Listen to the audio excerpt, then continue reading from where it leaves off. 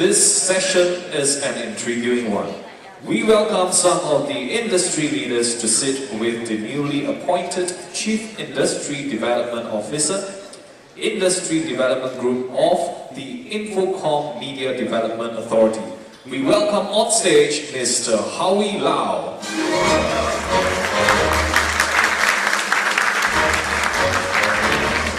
Next we have market leaders in their own right. Please welcome Mr. Ricky Au, President Turner Asia Pacific, and Mr. Jonathan Stick, CEO of HPO Asia.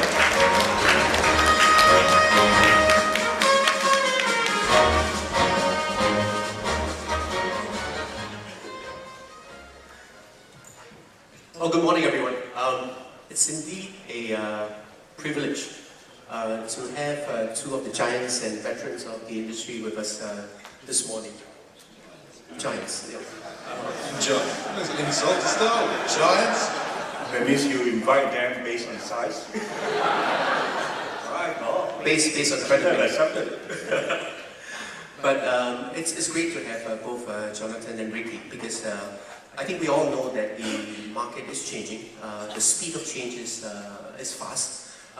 But I think as a result of the changes, new opportunities are coming out. So perhaps to kick us off, to maybe get Ricky and Jonathan's thoughts on what are the big shifts and big changes you're seeing in the market.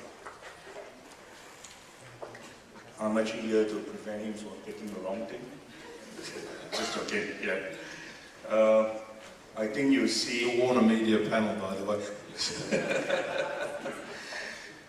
I think you see the trend in 2018 happening again in 2019 in a very big way. You know, the consolidation, transformation is continuing to grow, and probably the fastest pace, led by the global players, and we are one of those. And you'll see that happening also, I think, on the kind of transformation and consolidation will also happen on the ground, and you know, we see a little bit of movement of that in India, in the telco space, in the pay TV ecosystem space at the same time. And the other thing we see is an explosion of Asian content. You know, with movies like Crazy Rich Asian traveling the world, maybe not the best box office in China, but still travel and make a big hit everywhere. In Asia, storytelling continues to be growing and accepted everywhere in the world. And with this Rising Asia team, you know, it's a good story for Asia, especially our story of being told, whether it's on SVOD platform, on Jonathan's platform around the world, people are consuming it is good. So those are the two trends that you will continue to see in 2019 as we end in 2018. And Jonathan? I think it's just the sheer volume of viewer choices that everybody has now. I mean, I think not only the amount of content, but the amount of ways people can view content, the amount of ways people can access content, and that's having a big effect, I think, on the traditional pay TV businesses. I think, you know, operators are having to look carefully as to how they're going to continue to make money. You've got to keep attracting customers, and I think there's a lot of free options out there, there's a lot of piracy out there. So it is just a sheer volume of content that we're all battling for those eyeballs and hoping to make some money from it. No, just maybe on a couple of the things that you guys talked about. We'll touch on a bit of it. I remember there was a stat that shows that I think from PwC, if I'm not wrong, that the CAGR for growth of entertainment and media on the global stage was about 4.2%, but Southeast Asia was 7.2%, and I think that points to what Ricky was talking about in terms of the growth of the Asian content. Within Asia itself, you know, your thoughts in terms of how has the world reacted to Asia as a content hub? Because this must be pretty new, because the world has always been fed on content that's coming out from the West. But Asia as a source of stories, as a source of storytellers, how has the market reacted to it?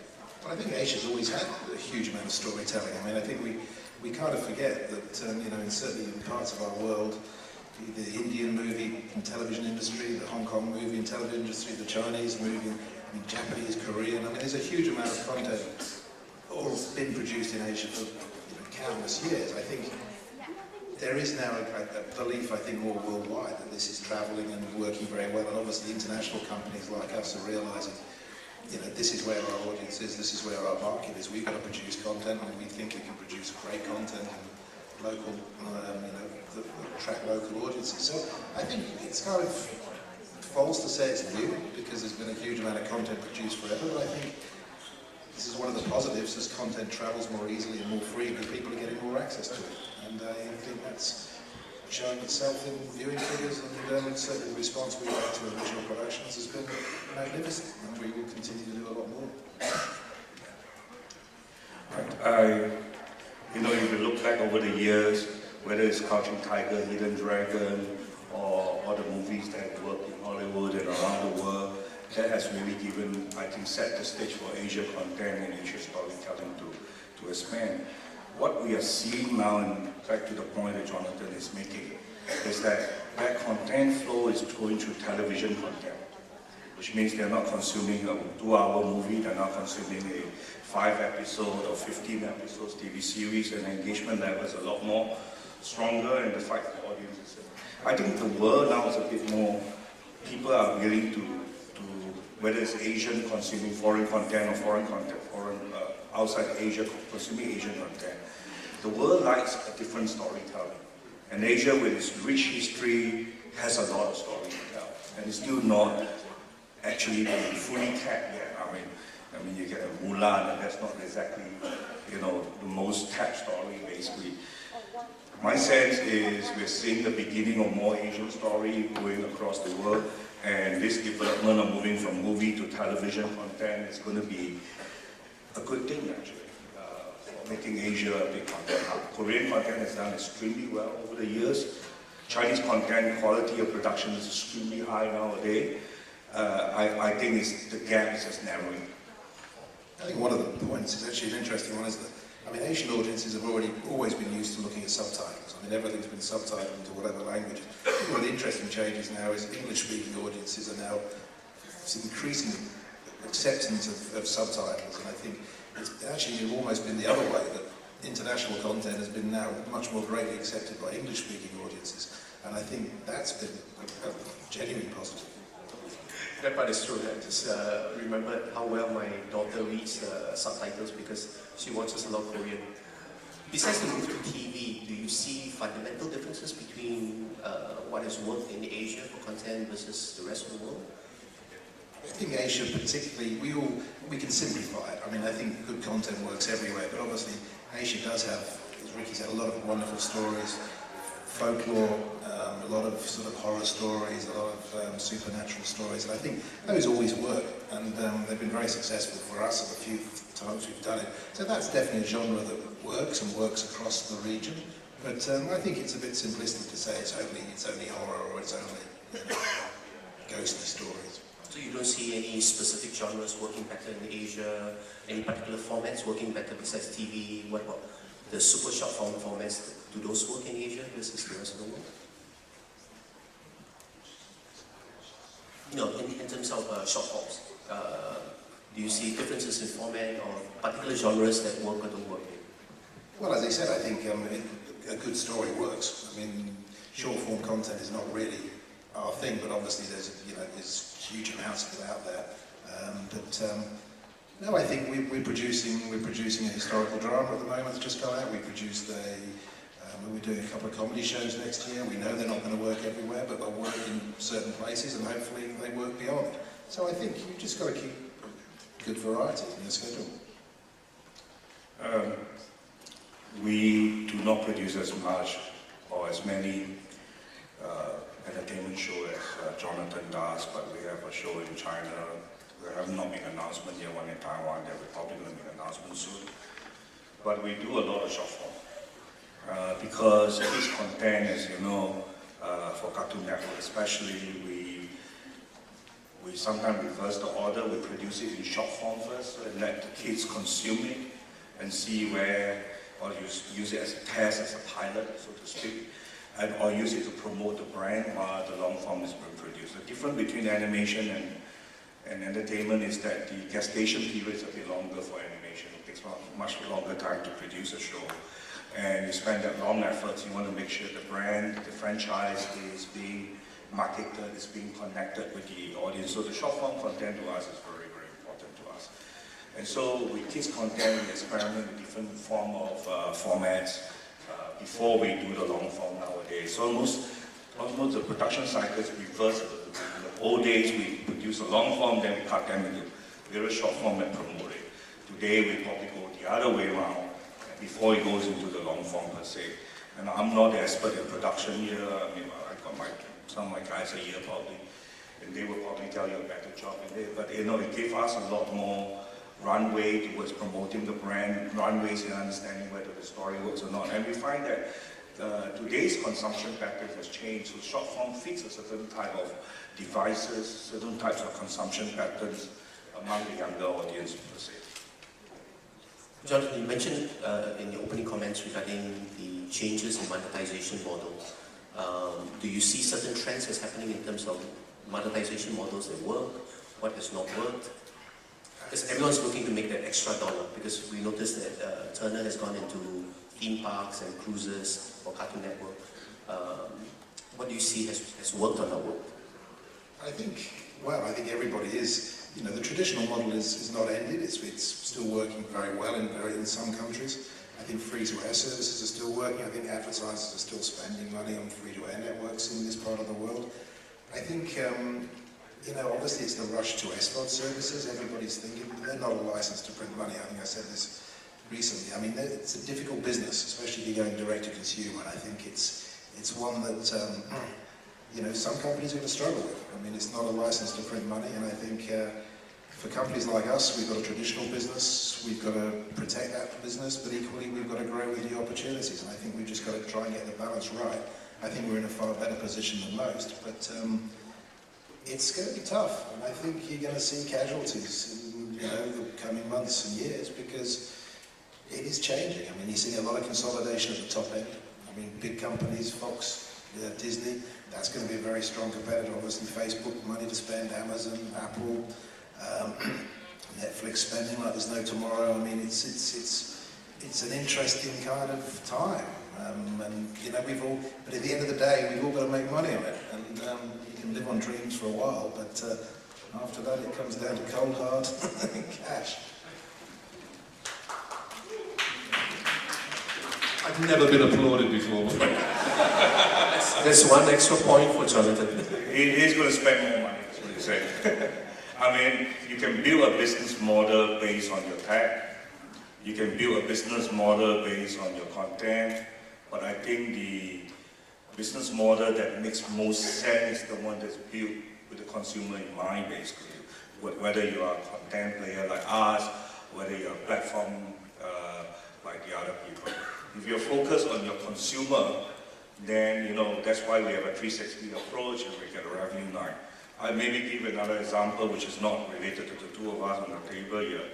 You know, we have Avi sitting there, and he has a service which I consider, you know, very third-run series, but the fan love it. And he still can get the business running, and while other people are closing down channels, launching channel at the same time. I mean, it doesn't mean that he's clever, it just means that he is focused on the consumer.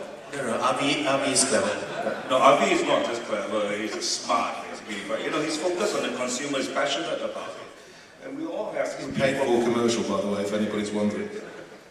Well, you paid me to say all this, by the way, just in case you did not know. Yeah. But, you know, if you're focused on your consumer, you get rewarded in the right way. It may be the consumer today is more difficult to figure out than it was in the old days, basically. And like Jonathan said, there's a lot of supplies of content out there, and we need to, there's a lot more data out there. But the focus on the consumer is wherever, that's why we are engaging them in short form, 360, everywhere. I think one of the real challenges, obviously, you know, consumers are faced with so much choice, and I think, you know, you can only go to a limited number of destinations, and I think this is where, you know, brand is still important, and I think this is where companies such as ourselves, obviously the other ones I mentioned, you know, they have kind of got to keep putting a value proposition out that people accept. They're not going to watch everything, but as long as people still see you as a destination to go to, and you deliver something that people want on a timely fashion, then you've got a success. I think starting from scratch on any of this is very difficult. So, well, And add a word on that, and my content guy always say to me that I should stay out of making content decisions, which I do, because I make that decision when it comes to content, obviously. They know the secret sauce of what the Cartoon Network's content should be, what type of humor works across different culture, different markets, how to localize them to make it click.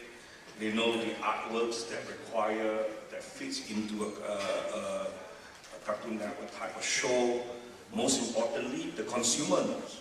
When you start to differ away from that brand, that curation of that brand, then you are diluting your brand propositions, which in the multiple devices, multiple 360 consumption, is even more important to stay true to the core.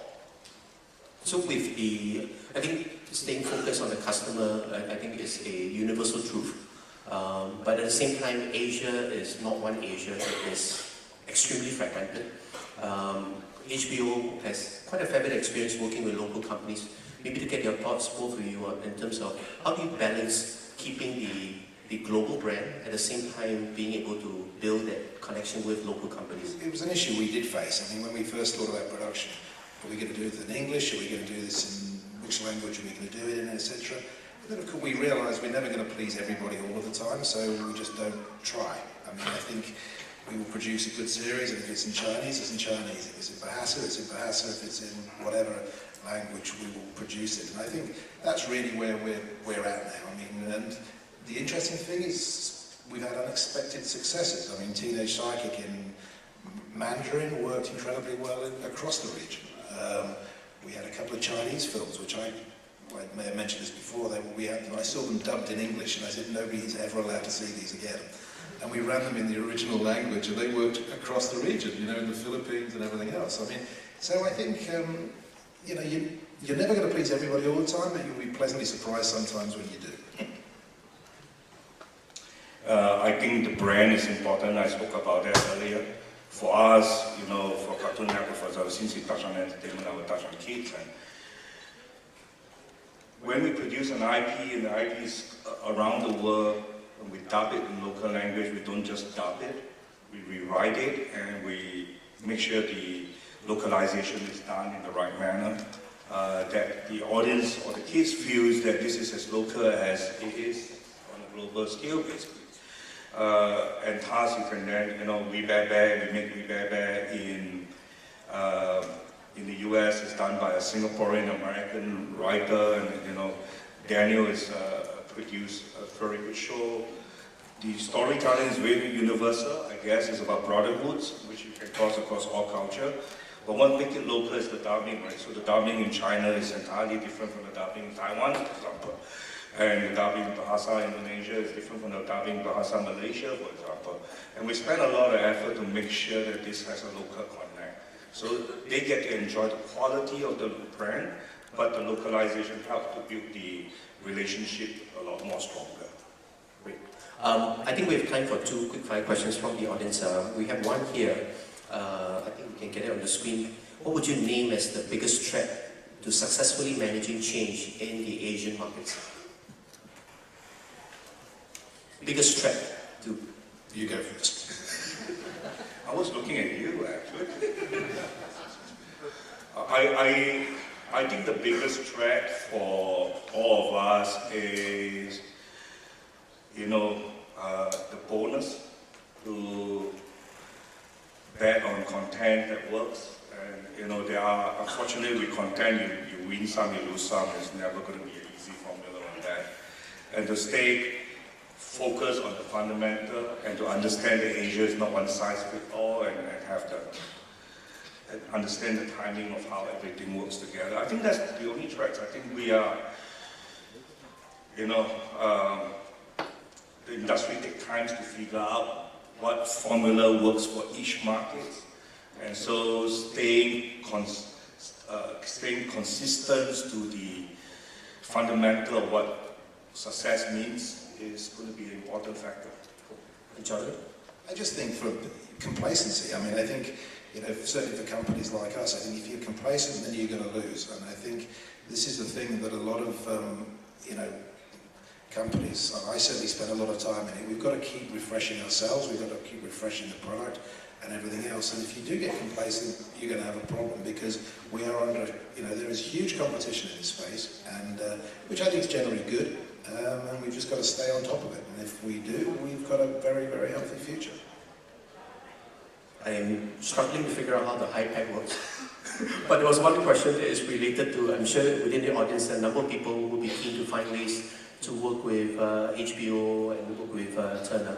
The question that was asked is, what sort of themes or what sort of projects would you be focused on, whether it's in terms of producing or acquiring?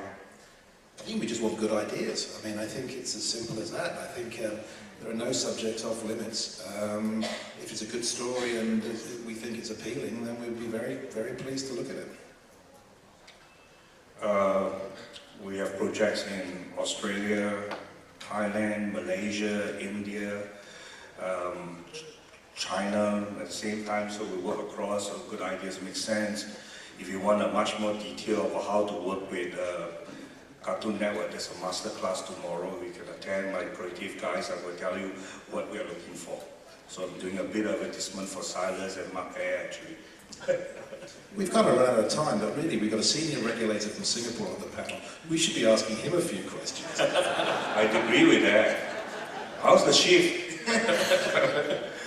Well, this is not in the script, but I think for us, we recognize that the market is shifting, the sands are shifting, but within the shifts of the sand, we think there is a tremendous opportunity for the industry and companies to transform and reinvent, because there is, behind the back of the growth of the market in Asia, there are different ways to unlock it. And I think it's covered in many of the points you talked about, that it is about re-looking at monetization model, it is about creating relevance for the Asian market, it is about content that will work. But how would it work? It's probably going to be connecting dots between companies, connecting dots between storytellers and formats, connecting dots between some of the use of technology, and potentially connecting dots among the different companies. And we're actually taking a very optimistic view that given the disruption, there are a lot of things that we could unlock.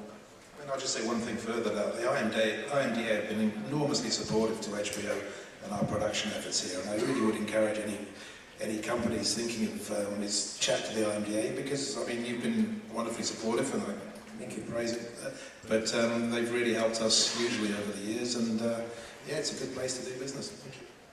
I also say the same with the IMDA. We have workshops with them every year to reach out to the industry, to even have a joint efforts to look at new pictures, to get new IP out there. So there's a lot of great effort there.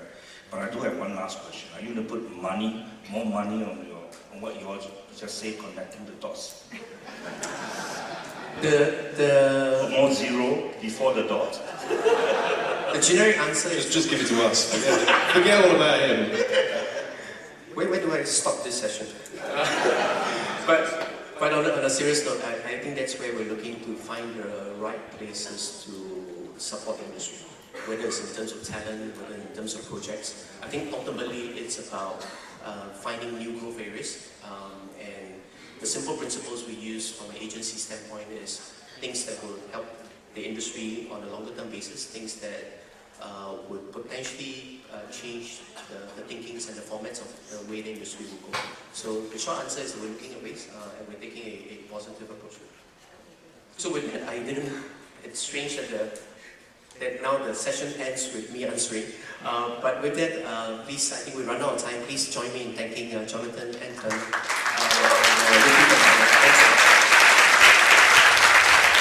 Thank you, Ricky, Jonathan, and Howie.